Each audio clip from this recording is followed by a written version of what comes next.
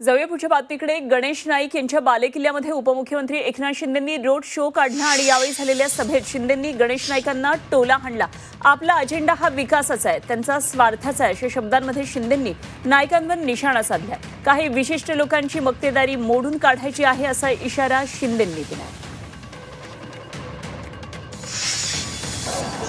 शिवसेना बाळासाहेबांच्या विचारांची शिवसेना आहे आणि म्हणून आपला अजेंडा विकासाचा आहे।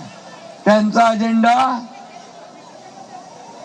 स्वतःच्या स्वार्थाचा आहे आणि स्वतः आपण पाहतोय गेले अनेक वर्ष ज्या लोकांची सत्ता आहे, जे लोक इथं मालक बनून बसले आणि सर्वसामान्य जनतेला नोकर समजतात, ही सर्वसामान्य जनता नोकर नाही मालक आहे।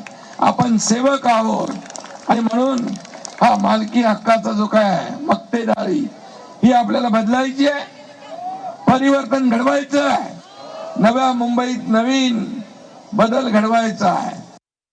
दुसऱ्याकडे बोट दाखवताना भान ठेवा। इथे काही लोक बोलतात की नवी मुंबई वरून दिसायला सुंदर आहे, आतून ती घाणेरडी असं इन शॉर्ट यांचं म्हणणं आहे। अरे पण ती 5 वर्ष नेतृत्व कोण करतंय त्या शहराच्या खात्याचं? तुम्हीच करता ना। कोटीचा डल्ला मारला, 800 कोटी परत म्हणजे शून्य करण्याची त्यांची इरादा होता। ज्याला मी आक्रमक झालो त्याच्यानंतर ते थांबलं।